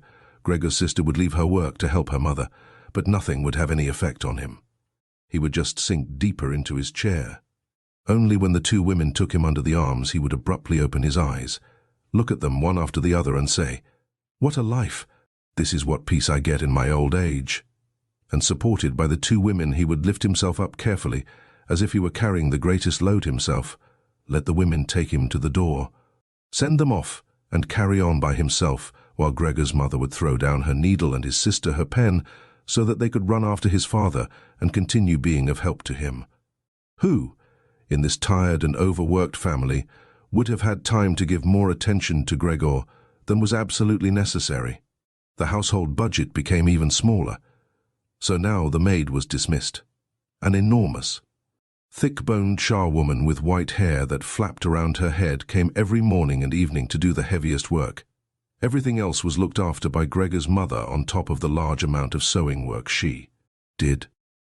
Gregor even learned, listening to the evening conversation about what price they had hoped for, that several items of jewelry belonging to the family had been sold, even though both mother and sister had been very fond of wearing them at functions and celebrations. But the loudest complaint was that although the flat was much too big for their present circumstances, they could not move out of it. There was no imaginable way of transferring Gregor to the new address. He could see quite well, though, that there were more reasons than consideration for him that made it difficult for them to move. It would have been quite easy to transport him in any suitable crate with a few air holes in it. The main thing holding the family back from their decision to move was much more to do with their total despair, and the thought that they had been struck with a misfortune unlike anything experienced by anyone else they knew or were related to. They carried out absolutely everything that the world expects from poor people. Gregor's father brought bank employees their breakfast. His mother sacrificed herself by washing clothes for strangers. His sister ran back and forth behind her desk at the behest of the customers, but they just did not have the strength to do any more, and the injury in Gregor's back began to hurt as much as when it was new. After they had come back from taking his father to bed, Gregor's mother and sister would now leave their work where it was and sit close together, cheek to cheek. His mother would point to Gregor's room and say, "Close that door." Great. And then, when he was in the dark again, they would sit in the next room and their tears would mingle, or they would simply sit there staring dry-eyed at the table. Gregor hardly slept at all, either night or day. Sometimes he would think of taking over the family's affairs. Just like before, the next time the door was opened, he had long forgotten about his boss and the chief clerk, but they would appear again in his tea. Hortz, the salesman, and the apprentices, that stupid tea boy, 2 or 3 friends from other businesses, one of the chambermaids from a provincial hotel, a tender memory that appeared and disappeared. D again, a cashier from a hat shop for whom his attention had been serious but too slow. All of them appeared to him, mixed together with strangers and others he had forgotten, but instead of helping him and his family, they were all of them inaccessible, and he was glad when they dis. Other times, he was not at all in the mood to look after his family. He was filled with simple rage about the lack of attention he was shown, and although he could think of nothing he would have wanted, he made plans of how he could get into the pantry where he could take all the things he was entitled to, even if he was not hungry. Gregor's sister no longer thought about how she could please him, but would hurriedly push some food or other into his room with her foot before she rushed out to work in the morning and at midday. And in the evening she would sweep it away again with the broom, indifferent as to whether it had been eaten, or more often than not, had been left totally untouched. She still cleared up the room in the evening, but now she could not have been any quicker about it. Smears of dirt were left on the walls. Here and there were little balls of dust and filth. At first, Gregor went into one of the worst of these places when his sister arrived as a reproach to her. But he could have stayed there for weeks without his sister doing anything about it. She could see the dirt as well as he could, but she had simply decided to leave him to it. At the same time, she became touchy in a way that was quite new for her, and which everyone in the family understood. Cleaning up Gregor's room was for her and her alone. Gregor's mother did once thoroughly clean his room, and needed to use several bucketfuls of water to do it, although that much dampness also made Gregor ill, and he lay flat on the couch, bitter and immobile. But his mother was to be punished still more for what she had done, as hardly had his sister arrived home in the evening than she noticed the change in Gregor's room, and, highly aggrieved, ran back into the living room where, despite her mother's raised and imploring hands, she broke into convulsive tears. Her father, of course, was startled out of his chair, and the 2 parents looked on astonished and helpless. Then they, too, became agitated. Gregor's father, standing to the right of his mother, accused her of not leaving the cleaning of Gregor's room to his sister. From her left, Gregor's sister screamed at her that she was never to clean Gregor's room again, while his mother tried to draw his father, who was beside himself with anger, into the bedroom. His sister, quaking with tears, thumped on the table with her small fists, and Gregor hissed in anger that no one had even thought of closing the door to save him the sight of this and all its noise. Gregor's sister was exhausted from going out to work, and looking after Gregor as she had done before was even more work for her. But even so, his mother ought certainly not to have taken her place. Gregor, on the other hand, ought not to be neglected. Now, though, the charwoman was here. This elderly widow, with a robust bone structure that made her able to withstand the hardest of things in her long life, wasn't really repelled by Gregor. Just by chance one day, rather than any real curiosity, she opened the door to Gregor's room and found herself face to face with him. He was taken totally by surprise. No one was chasing him, but he began to rush to and fro, while she just stood there in amazement with her hands crossed in front of her. From then on, she never failed to open the door slightly every evening and morning, and look briefly in on him. At first she would call to him as she did so with words that she probably considered friendly, such as, "Come on then, you old dung beetle," or, "Look at the old dung beetle there." Gregor never responded to being spoken to in that way, but just remained where he was without moving, as if the door had never even been opened.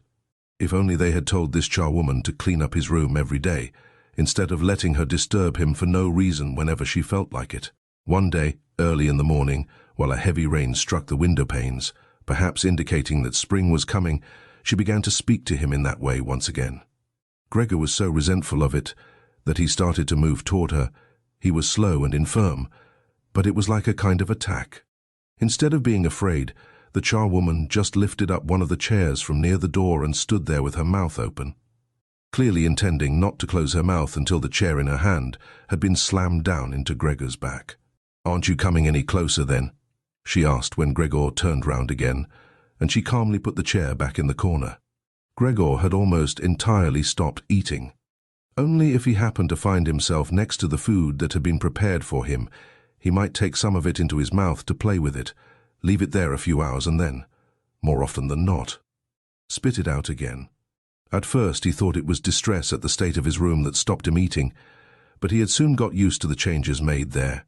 They had got into the habit of putting things into this room that they had no room for anywhere else, and there were now many such things as one of the rooms in the flat had been rented out to 3 gentlemen. These earnest gentlemen, all 3 of them had full beards, as Gregor learned peering through the crack in the door one day, were painfully insistent on things being tidy. This meant not only in their own room, but, since they had taken a room in this establishment, in the entire flat, and especially in the kitchen.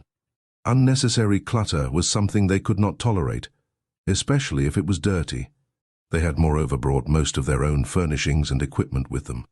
For this reason, many things had become superfluous which, although they could not be sold, the family did not wish to discard. All these things found their way into Gregor's room. The dustbins from the kitchen found their way in there too. The charwoman was always in a hurry, and anything she couldn't use for the time being she would just chuck in there. He, fortunately, would usually see no more than the object and the hand that held it. The woman most likely meant to fetch the things back out again when she had time and the opportunity, or to throw everything out in one go. But what actually happened was that they were left where they landed when they had first been thrown, unless Gregor made his way through the junk and moved it somewhere else. At first he moved it because, with no other room free where he could crawl about, he was forced to. But later on he came to enjoy it, although moving about in that way left him sad and tired to death. And he would remain immobile for hours afterwards. The gentleman who rented the room would sometimes take their evening meal at home in the living room that was used by everyone, and so the door to this room was often kept closed in the evening. But Gregor found it easy to give up having the door open. He had, after all, often failed to make use of it when it was open, and without the family having noticed it, lain in his room in its darkest corner. One time, though, the charwoman left the door to the living room slightly open, and it remained open when the gentleman who rented the room came in the evening and the light was put on. They sat up at the table, where formerly Gregor had taken his meals with his father and mother. They unfolded the serviettes and picked up their knives and forks. Gregor's mother immediately appeared in the doorway with a dish of meat, and soon behind her came his sister with a dish piled high with potatoes. The food was steaming and filled the room with its smell.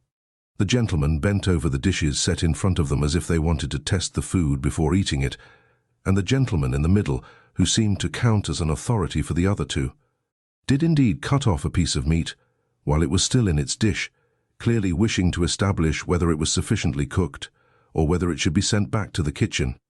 It was to his satisfaction, and Gregor's mother and sister, who had been looking on anxiously, began to breathe again and smiled. The family themselves ate in the kitchen. Nonetheless, Gregor's father came into the living room before he went into the kitchen, bowed once with his cap in his hand, and did his round of the table. The gentlemen stood as one, and mumbled something into their beards. Then, once they were alone, they ate in near perfect silence. It seemed remarkable to Gregor that above all the various noises of eating their chewing teeth could still be heard. As if they had wanted to show Gregor that you need teeth in order to eat, and it was not possible to perform anything with jaws that are toothless, however nice they might be. "I'd like to eat something," said Gregor anxiously, "but not anything like they're eating. They do feed themselves. And here I am dying."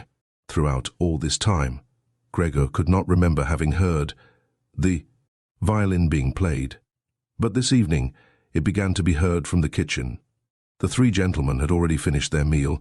The one in the middle had produced a newspaper, given a page to each of the others, and now they leant back in their chairs reading them and smoking.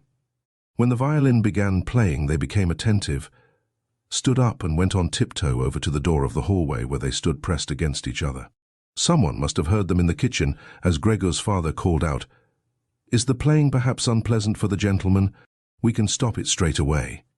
"On the contrary," said the middle gentleman, "would the young lady not like to come in and play for us here in the room, where it is, after all, much more cozy and comfortable?" "Oh yes, we'd love to," called back Gregor's father, as if he had been the violin player himself. The gentleman stepped back into the room and waited. Gregor's father soon appeared with the music stand, his mother with the music and his sister with the violin. She calmly prepared everything for her to begin playing. His parents, who had never rented a room out before, and therefore showed an exaggerated courtesy towards the three gentlemen, did not even dare to sit on their own chairs.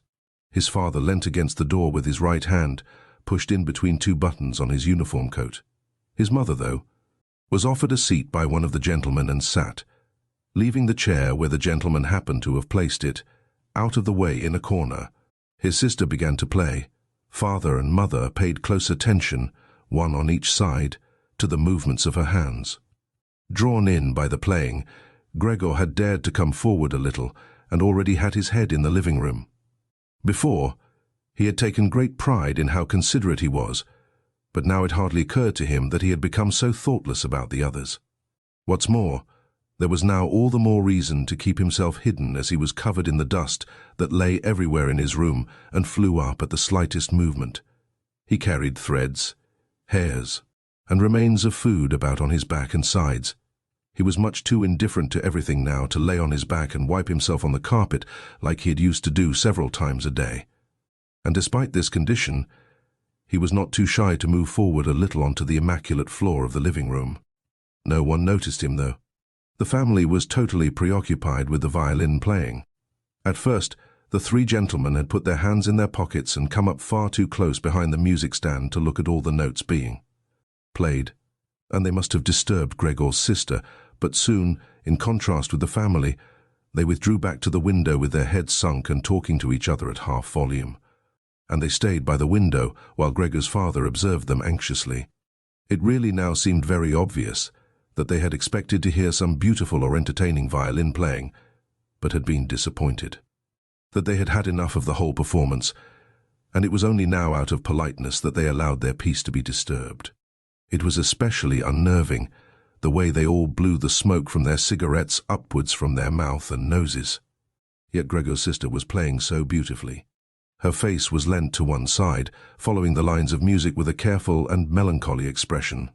Gregor crawled a little further forward, keeping his head close to the ground so that he could meet her eyes if the chance came. Was he an animal if music could captivate him so? It seemed to him that he was being shown the way to the unknown nourishment he had been. Yearning. He was determined to make his way forward to his sister and tug at her skirt to show her she might come into his room with her violin, as no one appreciated her playing here as much as he would. He never wanted to let her out of his room, not while he lived anyway.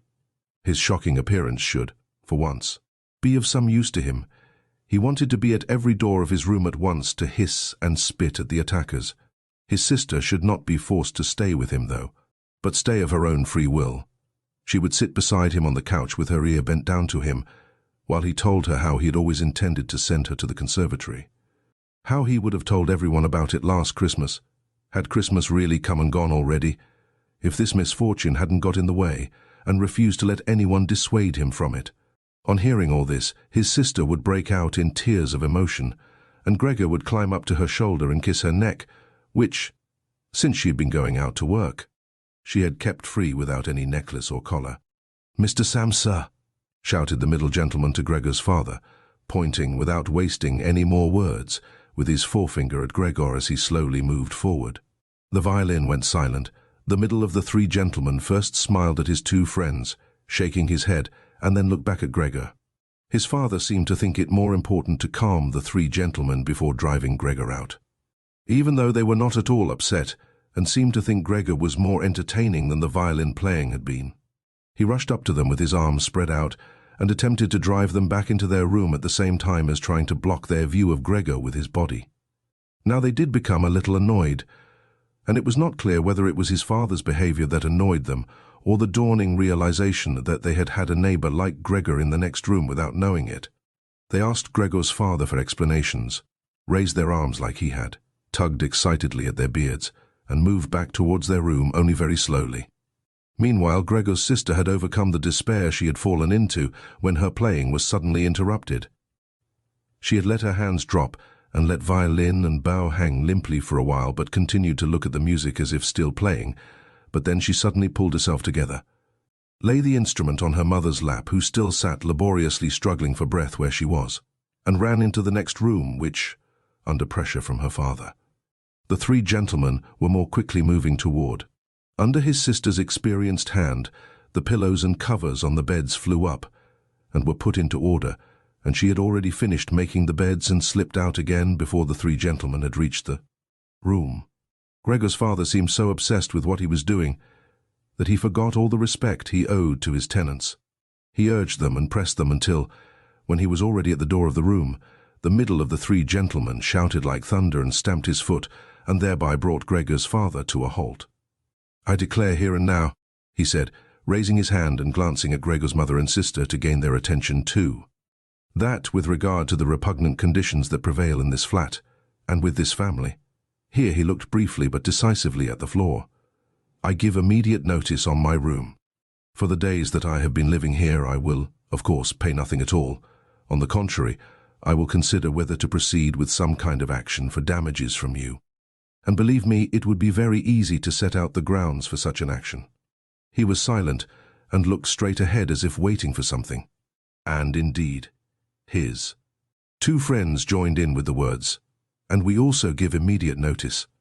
With that, he took hold of the door handle and slammed the door.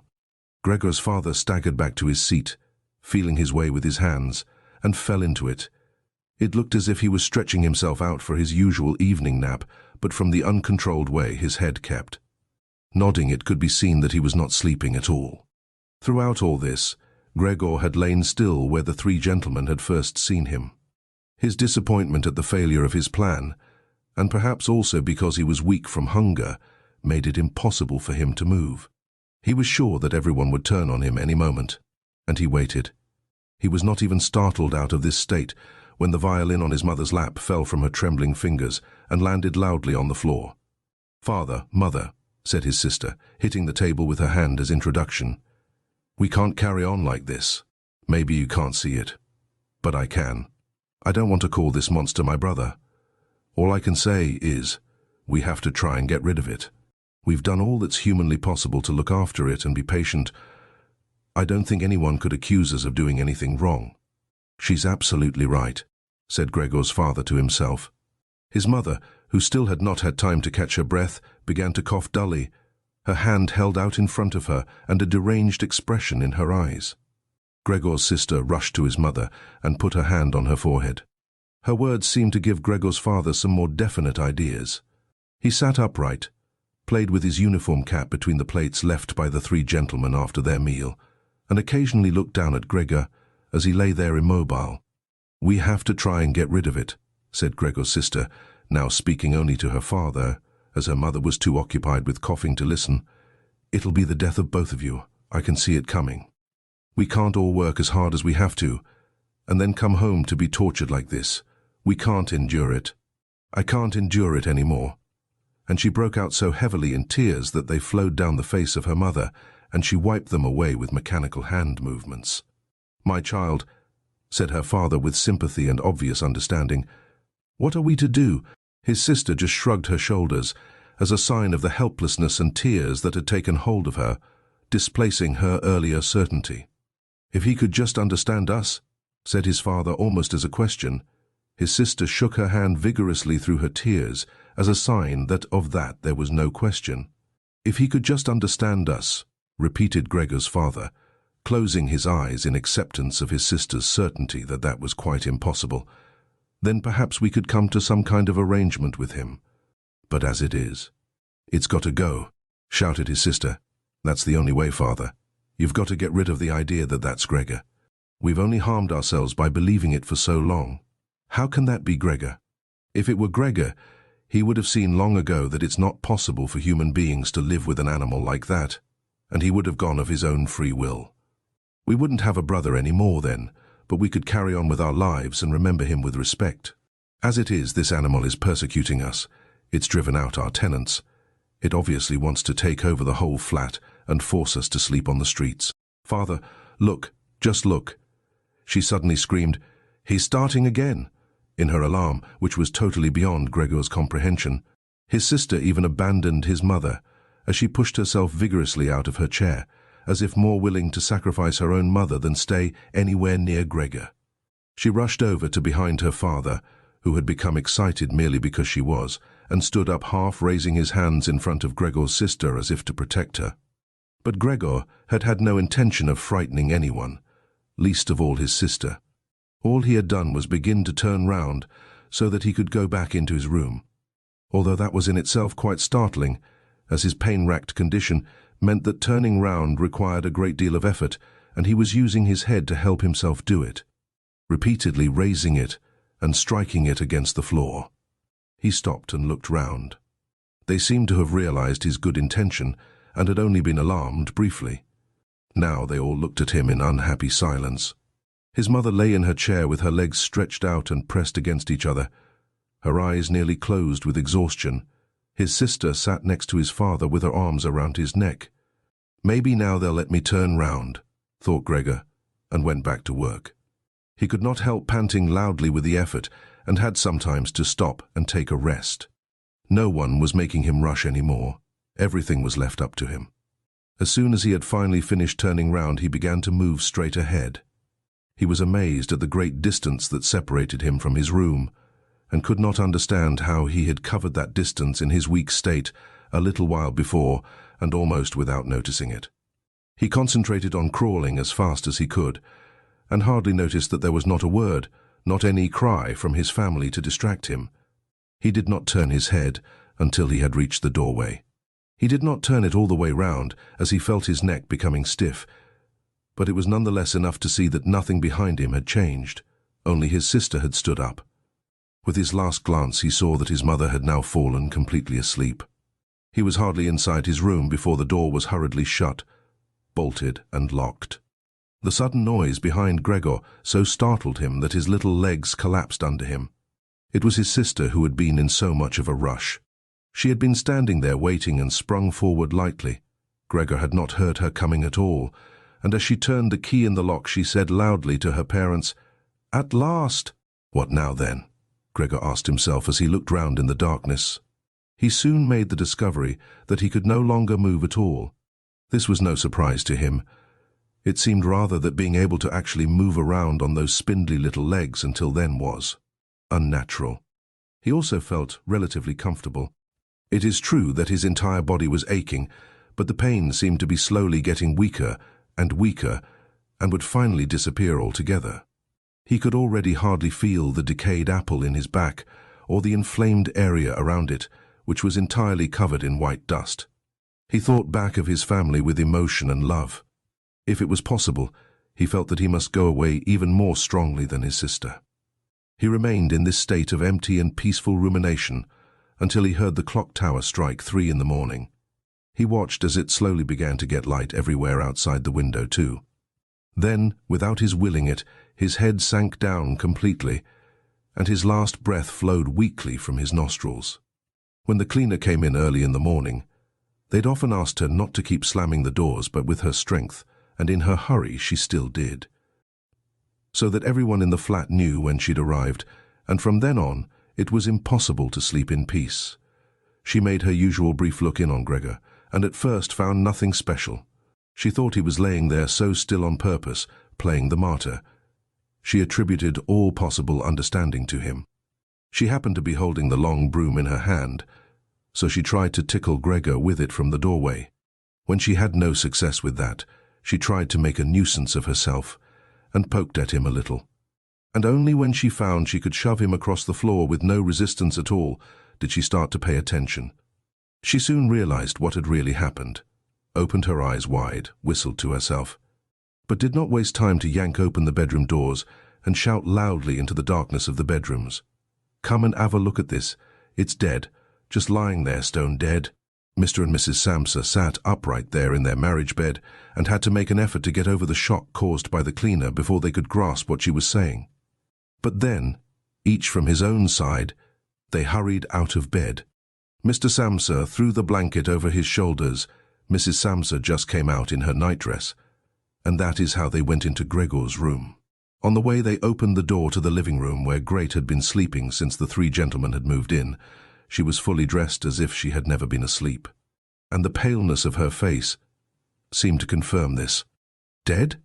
asked Mrs. Samsa, looking at the charwoman inquiringly, even though she could have checked for herself and could have known it even without checking. "That's what I said," replied the cleaner, and to prove it she gave Gregor's body another shove with the broom, sending it sideways across the floor.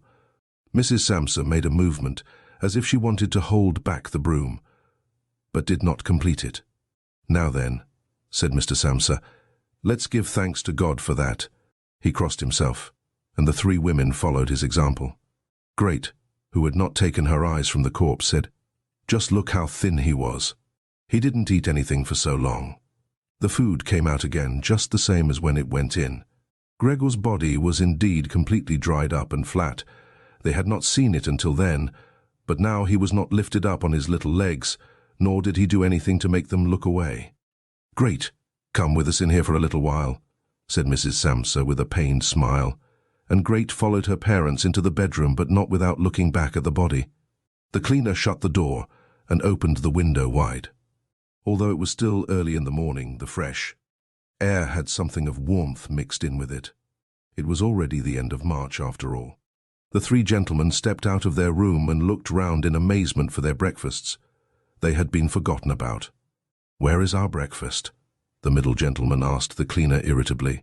She just put her finger on her lips and made a quick and silent sign to the men that they might like to come into Gregor's room. They did so, and stood around Gregor's corpse with their hands in the pockets of their well-worn coats. It was now quite light in the room. Then the door of the bedroom opened, and Mr. Samsa appeared in his uniform with his wife on one arm and his daughter on the other. All of them had been crying a little. Great now and then pressed her face against her father's arm. "Leave my home now," said Mr. Samsa, indicating the door, and without letting the women from him. "What do you mean?" asked the middle of the 3 gentlemen, somewhat disconcerted, and he smiled sweetly. The other 2 held their hands behind their backs and continually rubbed them together in gleeful anticipation of a loud quarrel which could only end in their favor. "I mean just what I said," answered Mr. Samsa, and, with his 2 companions, went in a straight line towards the man. At first, he stood there still, looking at the ground as if the contents of his head were rearranging themselves into new positions. "All right, we'll go then," he said, and looked up at Mr. Samsa as if he had been suddenly overcome with humility and wanted permission again from Mr. Samsa for his decision. Mr. Samsa merely opened his eyes wide and briefly nodded to him several times. At that, and without delay, the man actually did take long strides into the front hallway. His two friends had stopped rubbing their hands some time before, and had been listening to what was being said. Now they jumped off after their friend as if taken with a sudden fear that Mr. Samsa might go into the hallway in front of them and break the connection with their leader. Once there, all three took their hats from the stand, took their sticks from the holder, bowed without a word, and left the premises. Mr. Samsa and the two women followed them out onto the landing, but they had had no reason to mistrust the men's intentions, and as they leaned over the landing, they saw how the three gentlemen made slow, but steady progress down the many steps. As they turned the corner on each floor, they disappeared and would reappear a few moments later. The further down they went, the more that the Samsa family lost interest in them, when a butcher's boy, proud of posture with his tray on his head, passed them on his way up and came nearer than they were. Mr. Samsa and the women came away from the landing and went, as if relieved, back into the flat. They decided the best way to make use of that day was for relaxation and to go for a walk. Not only had they earned a break from work, but they were in serious need of it. So they sat at the table and wrote 3 letters of excusal, Mr. Samsa to his employers, Mrs. Samsa to her contractor, and Great to her principal. The cleaner came in while they were writing to tell them she was going. She'd finished her work for that morning. The 3 of them at first just nodded without looking up from what they were writing, and it was only when the cleaner still did not seem to want to leave that they looked up in irritation. "Well?" asked Mr. Samsa. The charwoman stood in the doorway with a smile on her face as if she had some tremendous good news to report, but would only do it if she was clearly asked to. The almost vertical little ostrich feather on her hat, which had been a source of irritation to Mr. Samsa all the time she had been working for them, swayed gently in all directions. "What is it you want, then?" asked Mrs. Samsa, whom the cleaner had the most respect for.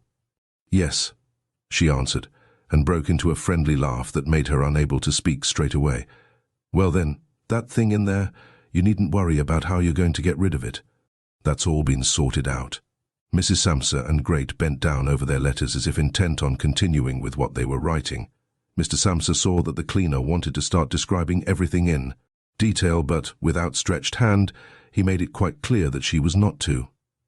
So, as she was prevented from telling them all about it, she suddenly remembered what a hurry she was in, and clearly peeved, called out, "Cheerio then, everyone," turned round sharply and left, slamming the door terribly as she went. "Tonight she gets sacked," said Mr. Samsa, but he received no reply from either his wife or his daughter, as the charwoman seemed to have destroyed the peace they had only just gained. They got up and went over to the window, where they remained with their arms around each other. Mr. Samsa twisted round in his chair to look at them and sat there watching for a while. Then he called out, "Come here then. Let's forget about all that old stuff, shall we? Come and give me a bit of attention." The 2 women immediately did as he said, hurrying over to him, where they kissed him and hugged him, and then they quickly finished their letters. After that, the 3 of them left the flat together, which was something they had not done for months, and took the tram out to the open country outside the town.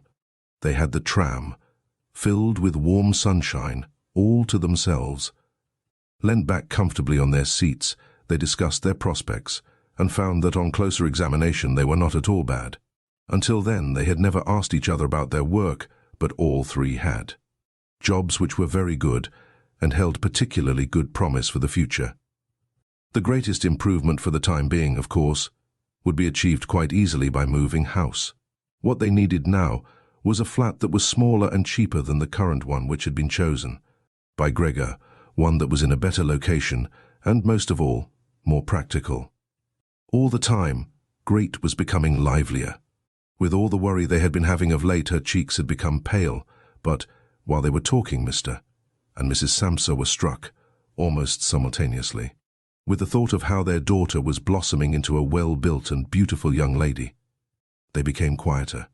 Just from each other's glance, and almost without knowing it, they agreed that it would soon be time to find a good man for her.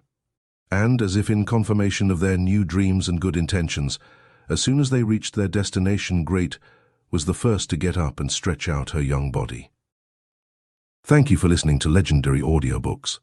Please let us know which book you'd like to hear next.